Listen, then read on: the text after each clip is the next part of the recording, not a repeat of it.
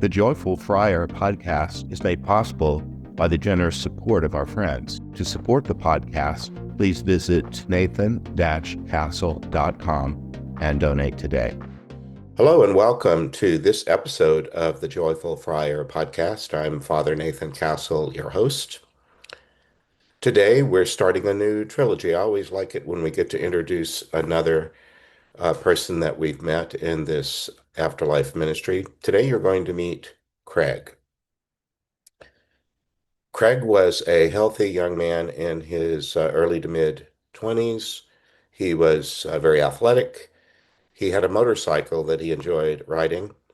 But one day he missed a curve, uh, flew off the road, was injured, and was paralyzed from the waist down. So everything in his life changed in an instant. He went from being this very vigorous, athletic young man to this person who lived from a wheelchair for the rest of his life. His guardian went by the name Willie. He's Willie said, that sounds a little like wheelie. Isn't that a thing that you can do on a motorcycle or a bicycle? You can rear it up and make it go on only one wheel, and it's kind of joyful or showy. He said, yeah, that's true. That's what a wheelie is. And he said, well, today I'm going to be known as Willie. Well, we only had one sentence, and here's what it was. This dream came during the night of December the 6th, 2025. And here it was. There was a man who was very angry about being in a wheelchair. That's it. I saw that. I knew it was, I was receiving it as a contact dream, not just my psychobabble. It was a contact dream. Somebody was showing me his circumstance, and that's all it was. So when we do get to the point where we're going to go into that story with prayer partners, we always surround ourselves with the divine persons, Father, Son, and Holy Spirit, with the Saint Michael the Archangel and Mary, the Mother of Jesus, a whole bunch of other saints and angel friends. And then we usually ask for the guardian of the person who brought that story to give us clarity because they were there. The guardians are always with us, and whatever this story was about a man being very angry in a wheelchair, the guardian would know the backstory. And the guardians they're there in our process because it's time for this person who went through a trauma, often at the time of their death. He didn't die that day, but he had a traumatic injury that affected everything ever after. We wanted clarity. What are we supposed to do? Give us some clarity about this person. We always know that they don't get in our line randomly. They're vetted, and we're in a therapeutic process, and we have a part to play that is sort of the discharge staff. We're near on this level where people need this kind of specific care. They're largely beyond what that level of care provides. They're graduating. They're ready to move on to something better, freer, happier, lighter. And the Guardian is excited about that. So, anyway, you might have known that already if you listen to the podcast on a regular basis. So, Willie came through and at my invitation and said, yes, I'd be happy to fill you in. Here's what he said. The one I guarded was probably the worst possible candidate for ending up confined to a wheelchair. It wasn't an instrument that helped him get about. It was a jail cell. He brought that to it. It was bad enough that he had an injury to his body that made his legs not operate. And then he said this, I'm trying to be both truthful and clear and kind. He very often would, I think this phrase could work, take the low road or be a glass half empty. Kim, who was the prayer partner and the lead on this one, said, "Yeah, she's a professional counselor." Willie said, "Well, anyone could do that. One might understand why a person who was paralyzed from the waist down might have a sad or an angry outlook, but it didn't help things one bit."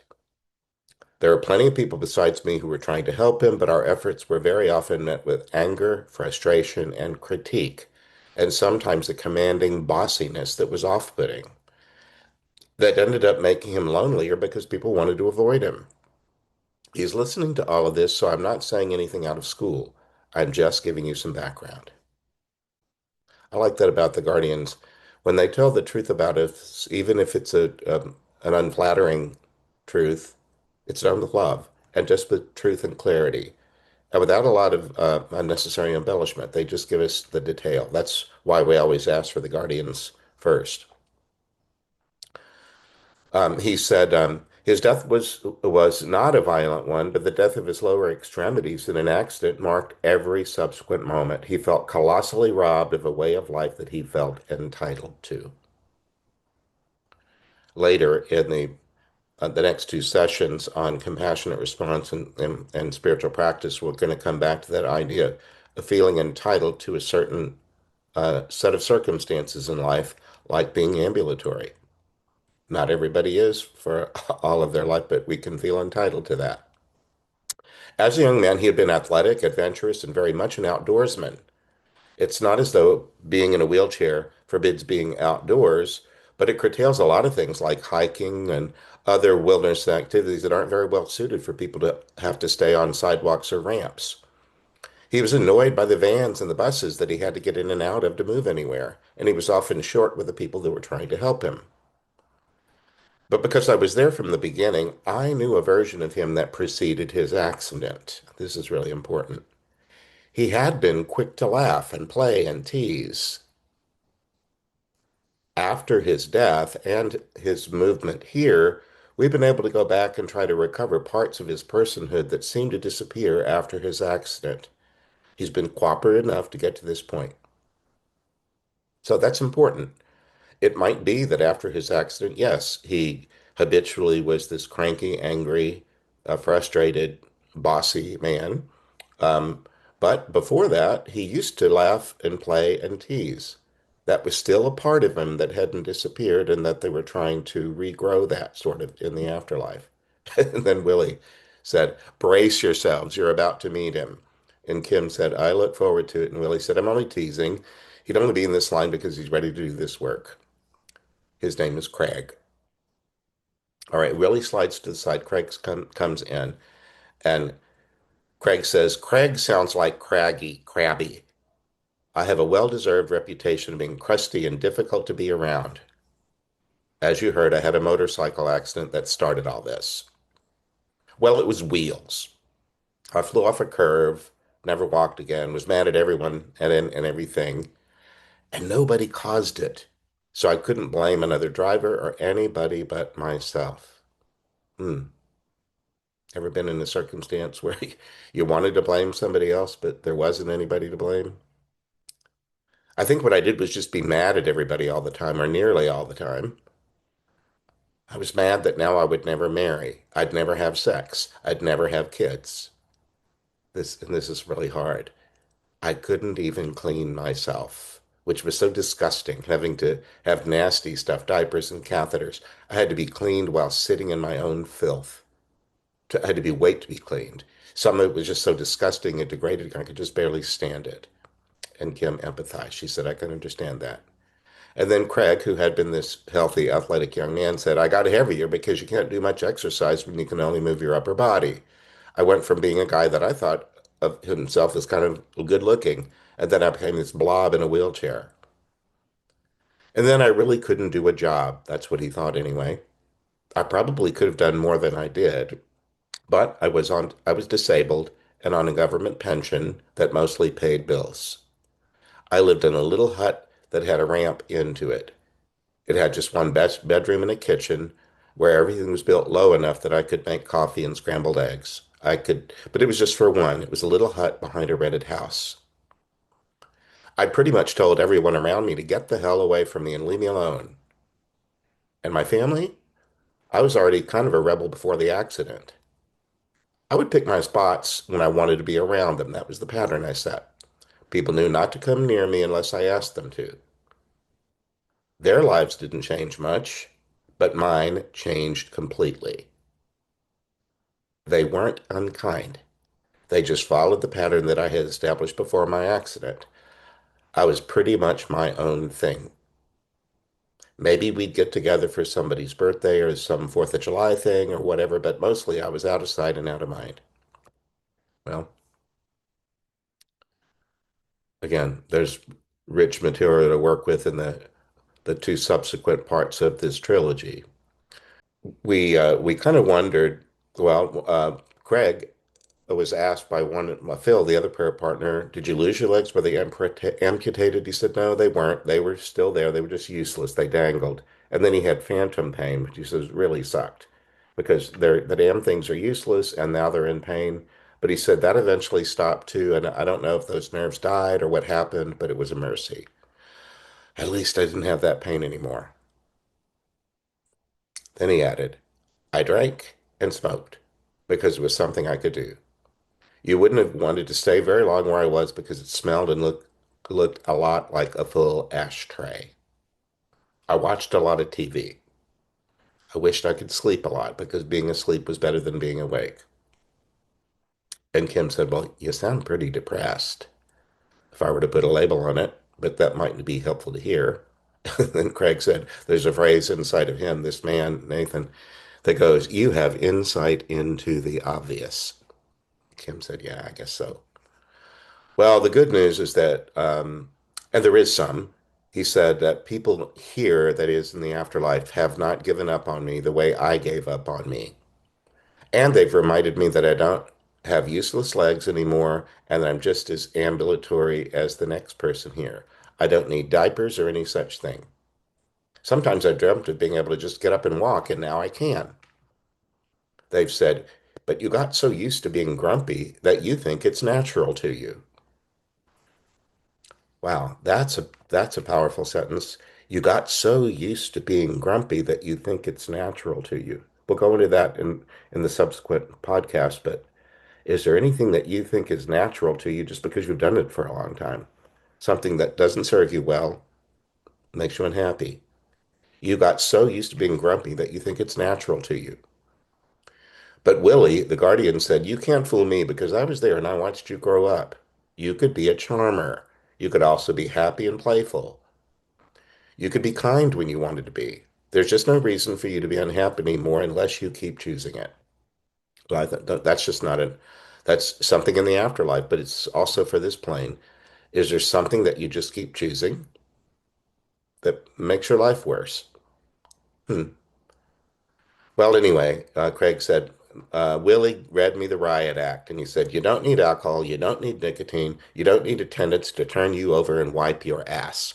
You don't need anything that you don't have except some kind of change of temperament. One of the things I love in this work about dealing with the guardians is they have a way to uh, tell a hard truth in a way that shuts people's mouths.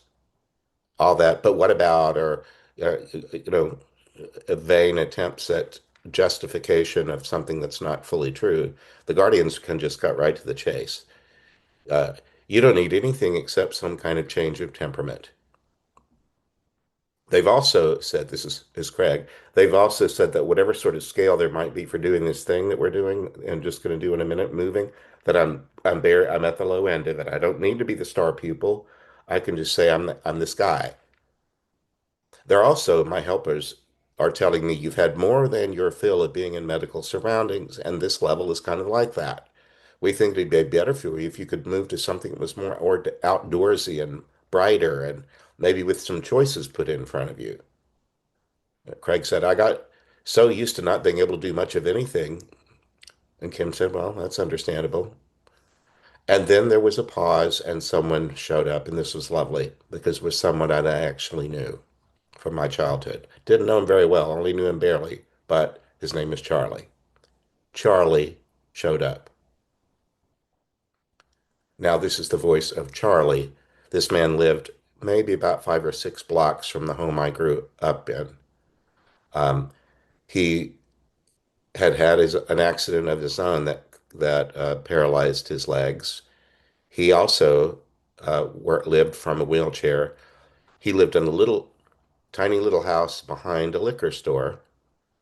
Out in front of the liquor store was a sign that said Charlie's Watch Repair. It had a ramp going up into it, and my dad would take me and sometimes one of my brothers, not all that often, but we did it several times. I can remember late in the day, right about the cocktail hour, my dad would say, "Let's go see Charlie." And we just knock on his door and sometimes show up with something. We always had vegetable gardens and stuff. We might have brought something. That's just what we did.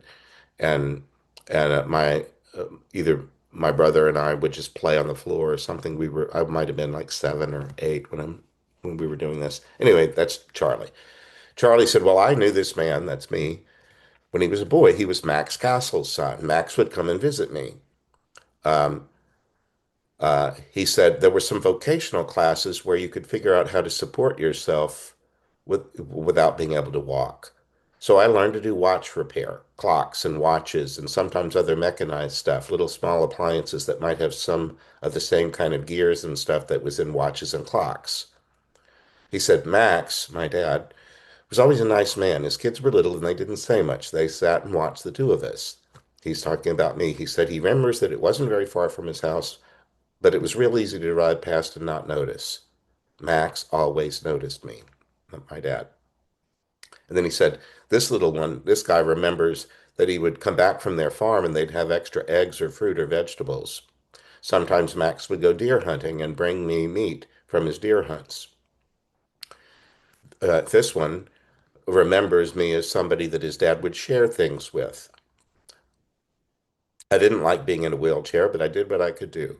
And he said, then that's all this man needs to do. Neither one of us has to be in a wheelchair in the afterlife. But I know what it feels like to have to learn how to not be in one. You'd think that it would come to you right away. All you have to do is get up and run around. But you get in a habit of ways of thinking and being. The walls close in on you. I can help him walk. We'll go for a walk for one thing and enjoy it. Then I can show him places that they showed me when I passed that are well set up for people like us, and where they understand that that's where we've come from. They kind of cater to people like us that might need to be gradually shown possibilities without being overwhelmed by all of it at once. Sometimes we have to get over resentment, isolation, loneliness, and stuff like that, and begin to see ourselves as just as good as anybody else so we can leave behind that darkness. Maybe you've never thought about this before.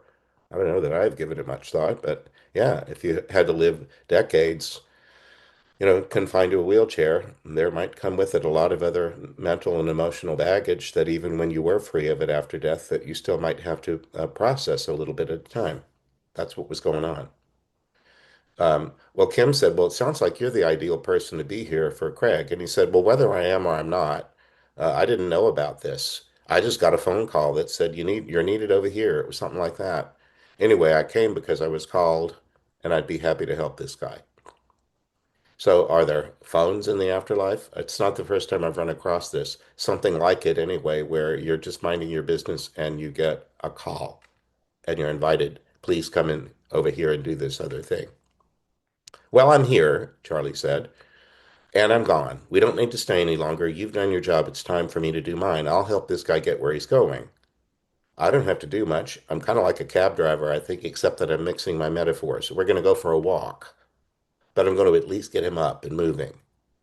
We'll be shown where to go next, and then we'll take it from there. And then Charlie said goodbye, and my dad waved at us. Um, we did a little bit of a debrief before we ended the call completely. We talked to each other about the process of how it is sort of surprising that you think you might just be so eager to stand and walk and run that you might just do that without any encumbrance, but that it did also make sense that these other attitudes, uh, what Willie the Guardian said, temperament, issues of temperament. You might need to change your way of thinking and your temper. Um, well, as we go into this, I'm going to give you a little bit of background on my family life and my dad. My dad had grown up in poverty, and he was he went out to sea as a merchant seaman at age 19. He went to one semester of college that he funded, but he didn't have the money for the next, and neither did his parents. It was the end of the Depression, near the end of it. So he went out to sea. He said, I would at least have a place to sleep, work to do, and a paycheck.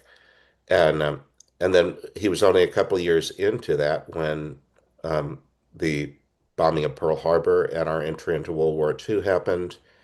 Uh, there was this sudden mobilization of people to Americans to join the military.